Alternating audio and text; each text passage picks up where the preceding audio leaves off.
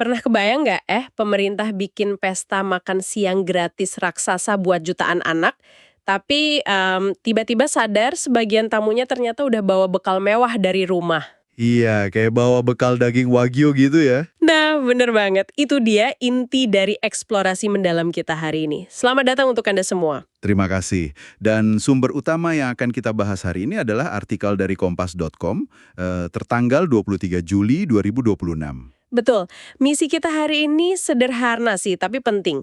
Kita mau memahami gimana rencana efisiensi anggaran negara ini dirancang, terus kita juga bakal ngulik dinamika birokrasi di baliknya. Terkait program makan bergizi gratis itu ya, atau MBG. Tepat, dari yang awalnya narasi program ini ngasih makan ke semua anak, sekarang mendadak muncul wacana buat mengecualikan anak dari keluarga mampu.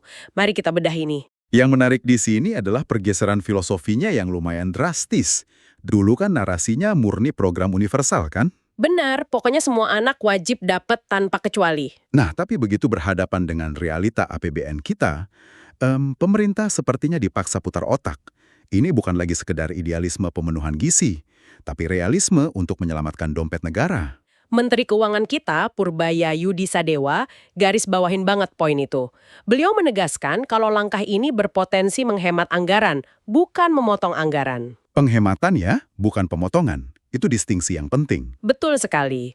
Purbaya mencontohkan, anak orang kaya kan biasanya bersekolah di sekolah yang bagus. Dan kalau mereka menolak makanan gratis tersebut, negara bisa berhemat. Masuk akal sih secara logika ekonomi. Banget, ini ibarat Anda mengadakan pesta makan malam besar-besaran, tapi sadar beberapa tamu sudah membawa bekal mewah mereka sendiri. Jadi, buat apa kita bayarkan catering untuk mereka, kan? Iya, mending dananya dialokasikan ke tempat lain. Tepat, tapi pertanyaannya, apakah memilah siapa yang mampu dan tidak mampu di laparan itu benar-benar semudah teorinya? Nah, itu tantangannya. Memang di atas kertas, hitung-hitungannya sangat menggiurkan. Setiap rupiah yang dihemat dari anak yang tidak butuh, secara teori bisa langsung dialihkan. Dialihkan untuk anak yang benar-benar rawan kelaparan ya? Betul sekali. Sebuah teori pemerataan yang sangat ideal sebenarnya.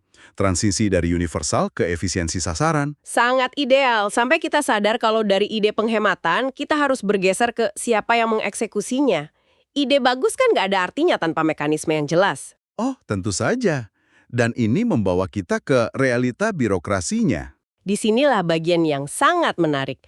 Menteri Purbaya mengaku belum tahu detail mekanismenya karena kendali penuh ada di Badan Gizi Nasional atau BGN. Dan kabarnya mereka belum sempat duduk bareng untuk membahas ini kan? Tunggu dulu, Menteri Keuangan yang memegang kunci berangkas negara, tapi beliau harus menunggu BGN selesai beres-beres internal untuk tahu bagaimana uangnya akan dihemat. Kenyataannya memang begitu. Terlebih lagi, Purbaya bilang belum berdiskusi dengan Kepala BGN yang baru, Sudaryono, karena BGN kabarnya masih dalam tahap konsolidasi internal pasca pergantian pimpinan. Jika kita hubungkan ini ke gambaran besarnya, ini adalah tantangan pemisahan wewenang.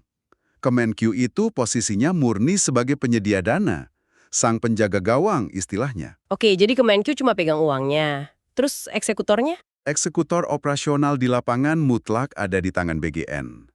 Masalahnya, konsolidasi internal itu seringkali menunda kebijakan nyata. Kemenq kan nggak bisa sekedar nulis surat edaran minta hemat tanpa parameter. Pasti butuh proposal real dari BGN dong. Siapa yang dicoret, ukuran mampu itu apa, sistem penyalurannya gimana. Nah, persis. Tanpa kepala BGN yang sudah mantap beserta struktur organisasinya, dokumen teknis seperti itu nggak akan pernah lahir dalam masa transisi ini. Paham saya. Jadi ibarat Kemenq ini investor yang udah siap ngucurin dana efisiensi, tapi manajer proyeknya di lapangan masih sibuk nyusun struktur panitia. Analogi yang pas. Niat dan dananya ada, tapi tanpa mesin operasional yang menyala di BGN, wacana efisiensi ini praktis cuma tertahan di ruang tunggu birokrasi. Kesimpulannya nih, buat Anda yang mendengarkan, program MBG jelas sedang bergerak menuju efisiensi. Negara mencoba pintar dengan tidak membelikan catering untuk tamu yang sudah bawa bekal sendiri. Tapi ya itu tadi, mekanisme pelaksanaannya masih tertahan di ruang tunggu birokrasi BGN.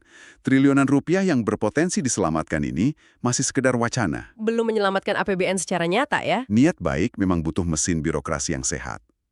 Tapi sebelum kita berpisah hari ini, Ada satu pemikiran penutup yang menggelitik. Silahkan. Jika pemerintah pada akhirnya berhasil memetakan dan mengecualikan anak-anak mampu secara akurat dari program ini, apakah pemetaan data yang sama kelak bisa digunakan untuk mencabut subsidi universal lainnya secara diam-diam? Wah, itu pertanyaan yang sangat memancing untuk direnungkan. Benar banget.